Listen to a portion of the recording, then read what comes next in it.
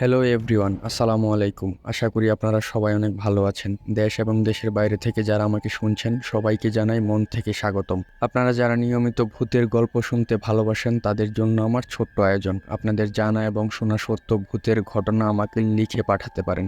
ঘটনা লিখে darktales360@gmail.com এই ঠিকানায় পাঠিয়ে দিন, অথবা ভিডিও ডেসক্রিপশনে আমার ফেসবুক প্রোফাইলের লিঙ্ক দেওয়া আছে, সেখান থেকেও মেসেজের মাধ্যমে ঘটনা লিখে বা রেকর্ড করে পাঠাতে পারেন। আপনাদের সাথে আছি আমি মিঠু, আর আপনারা শুনছেন ডার্ক টেলস অন্ধকার গল্প। আজকে আমি আপনাদেরকে দুইটি অন্যরকম ভৌতিক সত্য ঘটনা শোনাতে চলেছি। ঘটনা দুইটি আমার কাছে খুবই ভালো লেগেছে। তার মাঝে প্রথম যেই ঘটনাটি, এটি একটি নদীকেন্দ্রিক ঘটনা, আর এই ঘটনাটি যিনি লিখেছেন উনি ওনার নাম প্রকাশ করেননি, আর এই ঘটনাটির নাম দিয়েছেন উনি ভূতের জাহাজ। তো চলুন শুরু করা যাক। ঘটনাটা আমার এক ক্লোজ বন্ধুর কাছ থেকে শোনা। তার ভাইয়ের সাথে এই ঘটনা ঘটেছে। ঘটনাটি গত 2012 সালের অক্টোবরের শেষের দিকের। রংপুর থেকে তাদের বাড়ি যেতে বাসে প্রায় 8 ঘন্টা সময় লাগে, কারণ অনেক রাস্তা এমনকি যমুনা সেতু পার হয়ে যেতে হয়। তাই তিনি সাধারণত গাইবান্ধা জেলার বালাসীঘাট থেকে জামালপুরের দেওয়ানগঞ্জ থানার বাহাদুরবাদ ঘাট হয়ে চলাচল করেন। এটি হচ্ছে নৌ রুট। এই রাস্তায় অনেক আগে লঞ্চ এবং স্টিমার চলাচল করত, কিন্তু এখন আর কোনো কিছুই চলে না, কারণ একদিকে যমুনা সেতু চালু হয়ে গেছে এবং নদীটার গভীরতা একদম কমে গেছে, আর কিছু দূর পর পর ডুবোচর তো আছেই। তাই বড় ইঞ্জিন চালিত ট্রলার বা নৌকায় এই নদী পার হতে হয় এবং প্রায় 2 ঘন্টার মতো নৌকায় থাকতে হয়।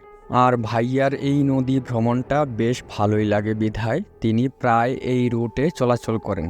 যদিও তিনি সাঁতার খুব একটা ভালো জানেন না, সেদিন তিনি বাড়িতে যাওয়ার জন্য রংপুর থেকে রওনা দিয়ে যথারীতি বালাসীঘাটে গিয়ে বিকেল 5:30টার নৌকার টিকিট কেটেছেন। শীতের দিন হওয়ায় বেশি যাত্রী হচ্ছিল না, তাই নৌকা ছাড়তে বেশ দেরি হচ্ছিল।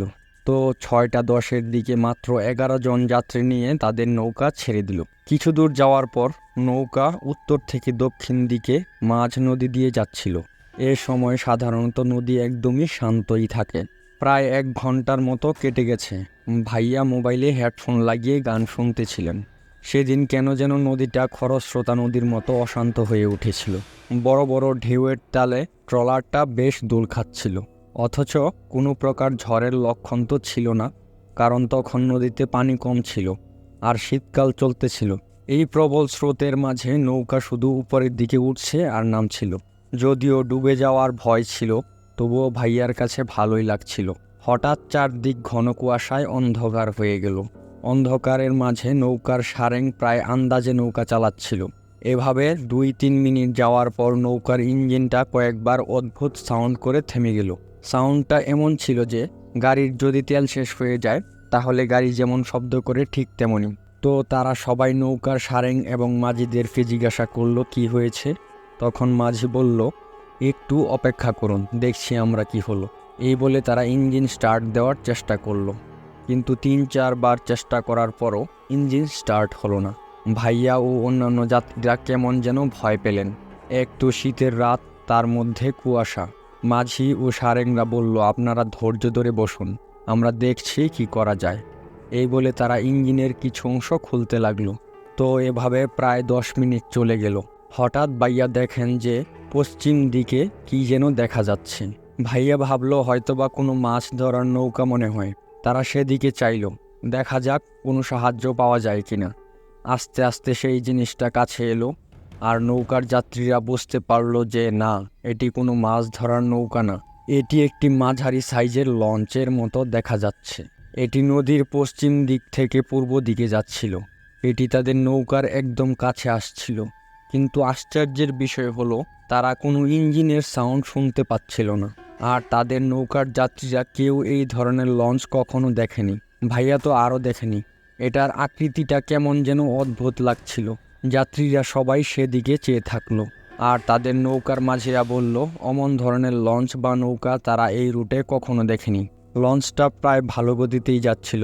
লঞ্চের ঢেউ তাদের নৌকাতে এসে আঘাত করতে লাগলো, আর তাদের নৌকাটা প্রায় দুলে উঠল। তখন লঞ্চটা তাদের নৌকা থেকে মাত্র 10 হাত সামনে দিয়ে চলে গেল। তারা ভালো করে খেয়াল করলো যে লঞ্চে কোনো মানুষ, যাত্রী বা মাঝি মাল্লা অথবা কোনো সারেং ছিল না। এবং লঞ্চটার কোনো ইঞ্জিন এর সাউন্ড তারা কেউই শুনতে পাচ্ছিলেন না। লঞ্চটা খুব সুন্দর কাপড় এবং লাল নীল রঙিন ফিতা, কাগজের ফুল, জরি দিয়ে সাজানো ছিল। অনেকটা বিয়ের গাড়ি যেভাবে সাজানো থাকে সেই সাজানোটাও কেমন যেন অন্যরকম বা অপরিচিত লাগছিল। তারা এটা দেখে মোটামুটি ভয় পেল আর দোয়া দুরুদ পড়তে লাগলো। এরপর আস্তে আস্তে লঞ্চটা দূরে কুয়াশায় মিলে গেল। যাই হোক, যাত্রীরা এসব নিয়ে আর কেউ কোনো কথা বলল না। আর যেই না লঞ্চটা হারিয়ে গেল তার 1 মিনিটের মধ্যেই তাদের নৌকার ইঞ্জিন স্টার্ট নিল আর সারেং নৌকা ছেড়ে দিল। তাদের নৌকার সারেং তাদের এই কয়েক মিনিটে যা যা হয়েছে তা নিয়ে নৌকার মধ্যে কোনো আলাপ বা কথা বলতে নিষেধ করলো, কারণ রাতে নৌকা চালালে নাকি মাঝে মাঝেই কিছু উদ্ভট টাইপের জিনিস তারা দেখত। তো যাত্রীরা আর এই বিষয় নিয়ে কেউ কোনো কথা বলল না। আস্তে আস্তে নদীটাও শান্ত হয়ে এলো। আর মজার ব্যাপার হলো যে কুয়াশাও কিছুক্ষণের মধ্যে কমে গেল। এভাবে আধা ঘন্টা চলার পর তাদের নৌকা বাহাদুরবাদ বাজার নৌকা ঘাটে এসে পৌঁছল। তখন ভাইয়া নৌকা থেকে নেমে অটোরিকশা ও তারপর দেওয়ানগঞ্জের সিএনজি নিয়ে বাড়িতে চলে এলো।